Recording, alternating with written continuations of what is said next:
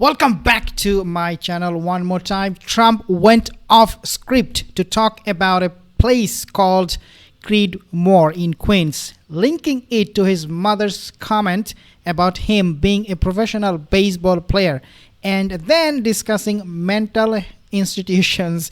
This guy is going crazy. He's going nuts. Take a listen at what Harry Sisson, I think that's how you say it, Sisson, is saying here. And first of all, we're going to start with him during his speech. We're mostly going to look at some questions that reporters asked him, but when he was speaking to the press off of prepared remarks, he completely went off script and started talking about how his mom said he could be a professional baseball player before explaining what a mental institution is. And that's he goes off script all the time, Donald Trump, because these days he doesn't remember anything. He has a dementia. He has or had a brain stroke several months ago, according to so many reports. Obviously, White House is not going to say anything about that. But this guy's going off script is very, very normal. Sentence is real. This is real. Just watch. We had in my area in Queens, I grew up in Queens, we had a place called Creedmoor. Creedmoor, did anybody know that? Creedmoor. It was I said, Mom, why are those bars on the building? I used to play Little League Baseball there, a place called Cunningham Park. He was quite the baseball player, you wouldn't believe. But I said to my mother, Mom, she would be there, always there for me. She said, son, you could be a professional baseball player. I said, thanks, Mom. I said, why are those bars on the windows? Big building, big, powerful building. It loomed over the park, actually. She said, well, people that are very sick are in that building. I said, boy, I used to always look at that building and I'd see this big building, big, tall building. It loomed over the park. It was sort of, now that I think it was a pretty unfriendly sight. But I'll never forget, I don't know if it's still there, because they got rid of most of them. You know, the Democrats in New York, they took them down, and the people live on the streets now. That's why you have a lot of the people in California and other places, they live on the streets. They took the mental institutions down. They're expensive. But I'd say, why does that building have those bars? Boy, it wasn't normal. You know, you're used to looking at like a window. But this one, you're looking at all this steel, vicious steel, tiny windows, bars all over the place. Nobody was getting out. It's called a mental institution. That was an insane asylum. What did we just watch? I mean, this guy, okay, there was a poll done by CNN recently, and overwhelming majority, I think it is 96% of American people, they believe Trump is not focused on the right priorities. He is focused on his mom, what she said to him. He's focused on those mental institutions. Like, this guy should be talking about stuff that matters to the American people, like, you know, healthcare, like free education and things like that, what Greenland is offering to its citizen. But no, he doesn't talk about those things because he doesn't care about the American people. And I have a very good feeling Donald Trump was not elected to serve America. He was elected to serve some higher elite people, you know, in the top, and he's just babbling sometimes. He's speaking nonsense. He's doing nonsense stuff. But at the end of the day, obviously, the poor will suffer because of this kind of nonsense talk from Donald Trump. Who will benefit from it? Well, the rich people, because they are still making money. Who are suffering? The poor people. If he's not fixing the condition of these poor people, nobody will. So this guy is just losing it. He's not focused on the right thing at all. Watch. I'm so serious. What did we just watch? I always love to make the point that if this were Joe Biden, and Joe Biden somehow linked his mom saying he could be a professional baseball player to a mental institution, the Fox News of the world, the MAGA people of the world, they'd be running with that story for a week, saying Joe Biden needs to resign, 25th Amendment, impeach, conviction, all that stuff. But when it's Donald Trump, they're silent, noticeably silent, but he genuinely is speaking to the press when there's so many major issues out there, so many things to talk about, his invasion of Greenland. He's sitting there talking to the press about how his mom apparently said he could be a professional baseball player. I don't want to hear from MAGA that he's healthy. This is not someone who's healthy. He is clearly declining, his brain is gone, and he just weaves. He just weaves from topic to topic, and it becomes one big ball of slush from Donald Trump. And that's just the beginning. Of course, he doesn't know what he's talking about. Of course, he's totally gone.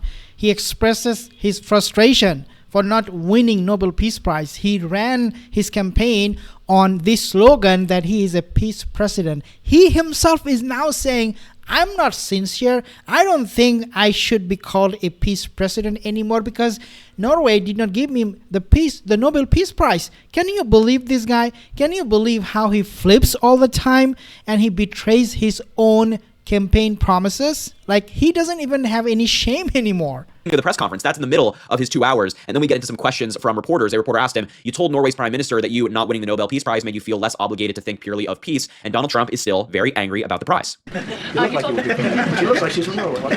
Go ahead. You told Norway's prime minister that you not winning the Nobel Peace Prize made you feel less obligated to think purely of peace. Well, I lost a lot of respect for Norway. And But why I would not believe, winning and I that believe prize very affect- strongly that Norway controls the Nobel Prize. But you have to understand, I settled 8 wars. I've had every one of those wars, every participant wrote, I didn't ask him to do it. They sent in strong they make recommendations for that. But I settled 8 wars. No president's probably ever settled 1 war. I don't know, think of it. I did 8. The reason I do it is because it's easy for me to do. And I didn't do it for a Nobel Prize. I did it because I'm saving a lot of lives. I'm trying to settle the final one. I'm trying to do Russia-Ukraine. And when Russia's ready, Ukraine's not. When Ukraine's ready, Russia's not. But they're losing 25,000 people a month on average. And I'm trying to get that one back. Again, he thinks that Norway, the country, controls the Nobel Peace Prize. The Nobel Peace Prize committee is based in Norway. It is not controlled by the Norwegian government. I don't think he understands this. And as I said in a recent episode of the show, I genuinely think there's a very good chance that Donald Trump doesn't understand the difference between Denmark and Norway. I mean, he said to Norway, because you didn't give me the Nobel Peace Prize, I'm going to invade Greenland, which is part of Denmark. I genuinely don't think he understands that those are 2 different countries. Those are 2 different things. I don't know. But he's still talking about this Nobel Peace Prize. He is still upset. And No, he's upset. He has dementia. He mixes up things. He doesn't know which country is which one. He talks about Russia. He talks about China. They're bad. The next thing you see him doing is inviting Russian President Vladimir Putin to the peace board for Gaza. Oh my God! Like this, he doesn't know what he's doing. And people around him, whenever they tell him, hey, you're making a mistake here, I think he freaks out. I believe he just loses it. Journalist that was speaking to him was trying to get at a good question, saying like, well, why does not winning that prize make you more likely to invade Greenland? And he cut her off and just started ranting about utter nonsense. But it gets even worse, if you can imagine it. He was also asked on the topic of Greenland, how far are you willing to go to acquire Greenland? It's only a 6-second clip. You don't have to watch it. His answer was, you'll find out.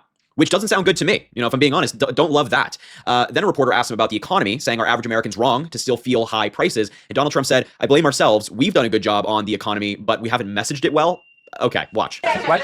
You suggested a moment ago that perhaps the reason why a positive story about the economy isn't getting through is because of bad communications people. But are average Americans wrong to still feel high prices? And how much longer does the White House hope that they? So I think a lot of people are listening to the fake news a little bit, and I'm not blaming anybody. I think I blame ourselves. I think we've done a much better job than we're able to promote. We're not promoting. We're doing a great job, and we're sort of letting the promotion take care of itself. One of the reasons I'm doing this news conference, I think it's important.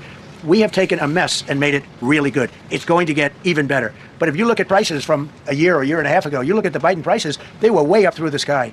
And, they use the word affordability. They just say affordability and they don't talk about it. They created the affordability problem, and we are solving it. We have. How out of touch do you have to be to think that you're just not? Okay, he's out of touch, obviously. Do you know Donald Trump recently said, no, that was not recently. In 2024, when he became president, he praised the economy of United States. And who he inherited that from? Joe Biden. And then in 2025, he blamed, and he said our economy is not doing good, and he blamed it on Joe Biden. Like, as I said, guys, he doesn't know what he's talking about. He's not in the right shape of mind at all. I mean, if you still think he's not delusional, then you are delusional.